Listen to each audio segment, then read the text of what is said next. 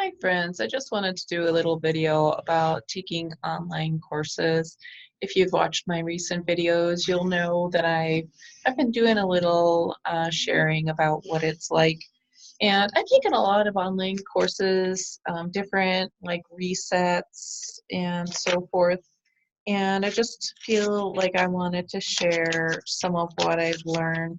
So, um, so what I'm noticing, and this is just generally, um, there'll be like you'll be held up to like this perfection, this caliber of perfection, whereas the provider or the teacher or whatever or the administrator does not have to do that. Their dog can hang out and bark and interrupt the call or whatever, but you're not supposed to do that. I mean, of course, I don't want my pets or children or whatever to interrupt a class call, and yet I do notice that there's like and maybe it's that when power corrupts, it corrupts absolutely, and so when the administrator or the teacher or whatever, they're this high level person, so their Wi-Fi can go out, or they're allowed some type of delay, but the student is not supposed to make a mistake. And I'm sure when we are going to be getting our testing, we're not going, if our Wi-Fi goes down, if our dog interrupts or whatever, like we're going to be penalized. But I just feel like as a high paying customer for a high cost class, that the same standards should be upheld for the actual providers, teachers, administrators, and whatnot. And so I would ask that, like, if you are going to invest $10,000 or $6,000 into something, I would ask how many full-time people are running your business, and I would also ask, is this $10,000 class for this lower end clientele really subsidizing the class for, let's say, the doctors? Because doctors, of course, matter. They have more clout than the non-medical providers. So I would ask okay, so you say you have, let's say 5 staff, for 500 people. Are those 5 staff, how many hours are those 5 staff designated to this particular part of the program? Or is that 5 staff really more for the doctor's part of the program, not the non-credentialed part of the program? Because in my recent experience, I was told by the student advisor, and particularly the student advisor was like, yeah, I have 400 students I have to take care of. I'm like, if my question wasn't legitimate, tell me my question's not legitimate. But I don't want to hear that you have other students to take care of, as if should my question evaporate? Should my needs evaporate? I paid thousands of dollars. So I would ask, like, if you're going to really invest, and it's not just a financial investment. When you decide to spend thousands and thousands of dollars for a class, you've invested emotionally, you've told your friends, you've told your family. So, there's also this like social component of embarking upon a training. And um, and and I really feel like the people who are doing the certification really should um, not abandon their students, or not treat some students like second class citizens. So if you are spending thousands and thousands and thousands of dollars on a certification, and I would ask, so when you're so you've got full-time people, are these full-time people really working in my part of the program, or is there another part of the program that's more of a priority? I would also ask, have you tested your software? Have you tested the the bridging software. For instance, in a program that's taking right now, it's been an absolute nightmare, and pretty much everybody I talk to has had the same problem. They just don't seem to be that distressed about it. But there's a program called Acuity. It's a scheduler. It's the worst scheduler ever. And I've just been told, go to the website, follow the website's instructions. And as a completely new person who's learning, like, just a tremendous amount of new information, not to mention getting up to speed on this highly demanding uh, administrative aspect of a coaching training, I had to figure out this poorly designed software. Now, for somebody who does scheduling all the time or has a mentality for schedulers, it's probably a great software, but somehow it's just not working for me. And it's not the most user-friendly software. It's not intuitive, and so so I'd ask, if you're spending thousands and thousands of dollars and getting your skin in the game, I would ask what kind of software they have and how does it look, and really, how does it look? Because when I watched the demo, it all seemed to make sense. But I think if you want to do yourself a favor, make sure you get to test the software, and I mean, just see if you can figure out the software, and also if tech support really is there. Like, in my experience, tech support's talked to me for the first month, and then that was when your time window of refund ended, and then they kind of ignored me and seemed kind of unfriendly, and basically just have it's been radio silence for the most part. And so, this is the third time apparently that this course has gone through. For instance, currently this week's there's like 3 or 4 broken links. This is the third time the course has gone through, and there's broken links. And so I would ask, like, what are your students saying? What's the feedback your students are saying about the delivery, the technical delivery of the information? Not to mention the scheduling software and whatever other platforms. For instance, in this Acuity scheduling software, I don't know if it's Acuity, I don't know if it's the Rainmaker platform, but when I was messed up for the first month. When you think you're scheduling a program, because you just you click here, it's not really very helpful. You go to the calendar, you select a particular day, so you go to, let's say, January 24th, you select the here button, which then takes you to the entire list of all the classes. So you have to scroll down and find January 24th, even though it started up January 26th. So you go and you find out where your January 24th is. So you select that, but you're not done yet. And that's not entirely obvious. And so you have to, not only when you select it, you have to select it again, do a confirmation.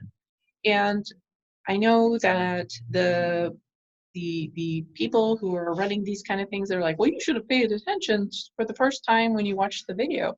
And the thing is, if this was a leisurely program where I had a lot of time to review, also where I had time talking to my classmates, it wouldn't be a problem. But this is a solitary program, and there's so much information and so many moving parts.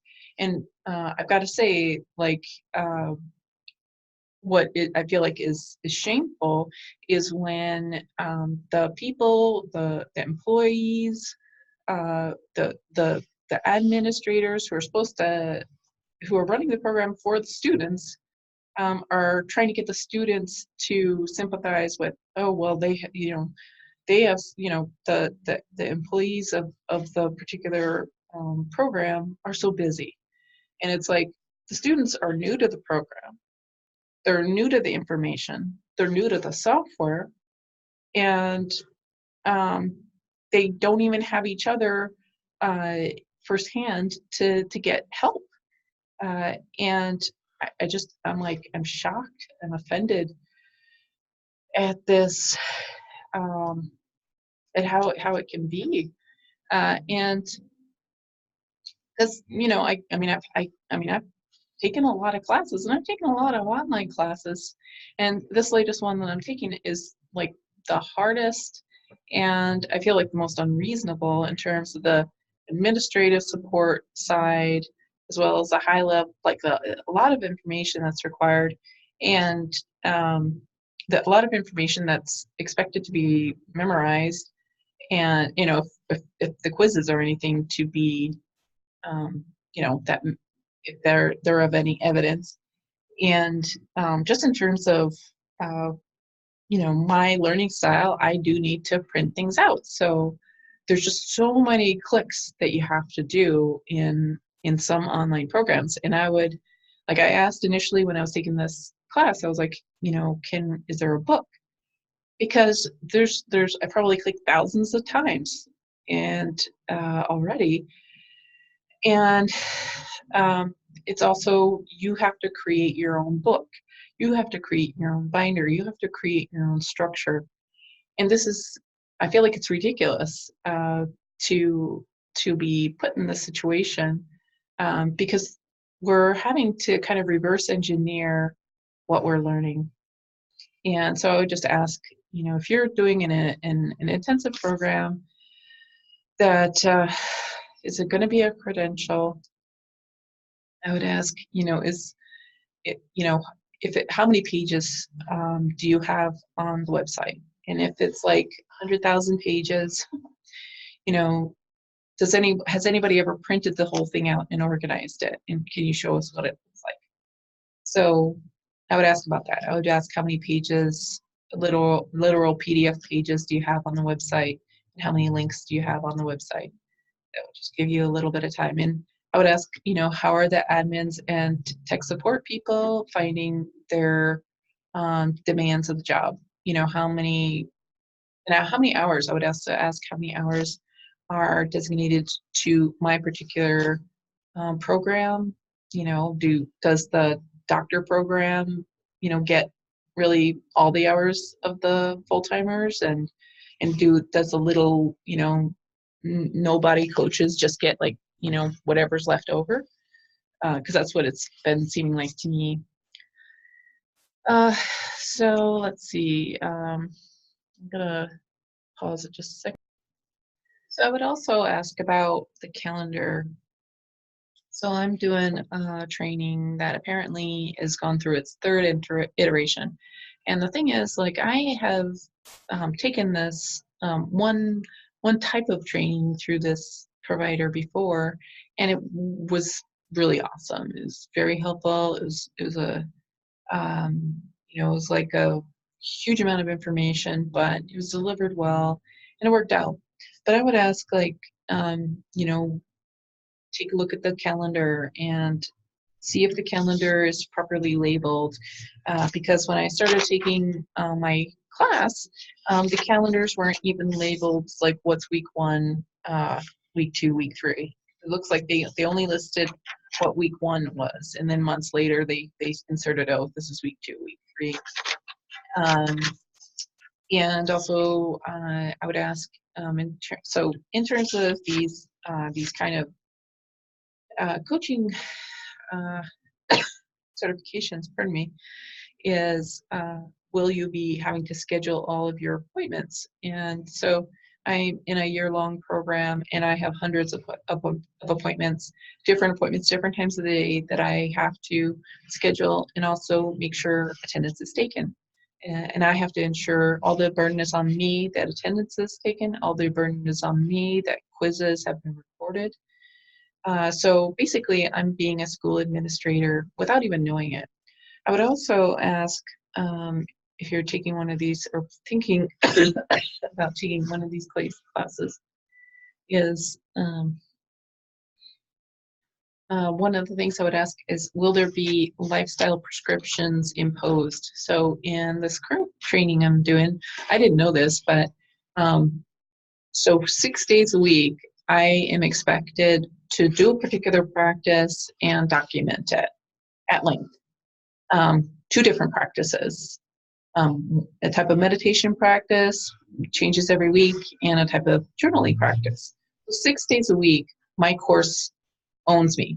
I have to answer to my course in terms of and journaling, and like 10 minutes or whatever is prescribed for that week. So I would ask if if that's to be expected, that no matter how healthy it is, like you're supposed to walk in nature. I mean, I guess I could not really find anything. Go to the beach every day. Maybe I wouldn't complain about that, but um, I would ask if all of a sudden, like, the computer's telling you have to do this particular lifestyle practice. Because when I was looking into that, I wasn't quite, that did not sink into my head. And I really don't like, no matter what, I mean, if I really was doing a seminary, okay, but I wasn't looking at this as a seminary. I was looking at this as a certification. Not, and we're going to be doing some type of testing. We're held up to this kind of high level, executive level. And I'm sorry, but even if it's an executive level thing, nobody gets to tell me what I'm going to be doing 6 days out of the week. And especially if it's something spiritual, like meditating, or journaling, like it just for some reason it just does not appeal to me. And perhaps I'm the only one, but just in case there's one other person who can relate, I just wanted to share that. Also, so sometimes there's how the people who create a product, they're not really the right people to explain it to the end user, because they've been working on the thing for like a year and it's just old news to them. So, I would ask, if you're going to be spending thousands of dollars on a certification, I would ask, has this product been evaluated by a third party that it is user friendly, like where some complete novice is using this? Because in what I'm doing this third time around, this product has not been evaluated, and it hasn't been evaluated properly because there's lots of broken links, incomplete things, and they're just like ignoring it. And the thing is, like, it wouldn't be a problem if there wasn't such a burden, such a responsibility on the students for making sure everything is perfect. And like, this is supposed to be a master's level certification, yet the delivery is not master's level. And the thing is, like, when I was going to college, I paid double of what I'm paying for this certification. And that was 1 year of my bachelor's degree. And so maybe I'm paying, this is like an eighth of my college degree, and I am not satisfied. So that is why I'm talking about this. So when these people are making their platforms, or somebody else that they've hired to create this platform, so a lot of us are printing things in black and white, and there's this assumption that everybody's using their phone. Not everybody's using their phone. As you can see, my hair is prematurely silver, and I like paper. And so I would ask, like, when there's handouts, will their stuff show up in black and white or gray? And the thing is, for instance, in one of the I just don't want to get into trouble here, but in one of the materials, these are supposed to be 3 different designations. But as you can see, they all pretty much look like the same thing. And they're all squares. Like, the little icon is, here's a dark square, here's a medium dark square, and here's like a lighter square. But at first glance, like, one should be a triangle, one should be a circle, and one should be a square. Like, make it if we're going to use these kind of simple shapes to help the person navigate. Hey, you know, let's think it through. So I think that is just my latest suggestion. Um, and I would say if you're new to this kind of process, and you're taking a class with a high level celebrity practitioner, um, you may need to consider hiring somebody as an admin to do your scheduling for you, because there's in these kind of things there's like these erratic schedules, and you have to get up to speed on scheduling software, and the glitches that occur. For instance, this Acuity software, I keep on having problems with it. The Acuity person does not understand my question or understand my problem or understand the capacity of of the Acuity program. And of course, the person at the tech support at my school doesn't understand or is not responding to me. And so this takes a lot of time because I'm having to understand the program. I am having to uh, um, construct language so all these people figure this out. And I'm supposed to I'm not here to spend all this time on scheduling. I'm here to learn this material. But instead, I'm having to do uh, serve as a liaison. So the school understands me. So the software program people understand me. And that's not my job. I'm not being paid for this. I paid to get a service. I paid to get uh, a product, and because I'm invested, because you know, like I have no choice now.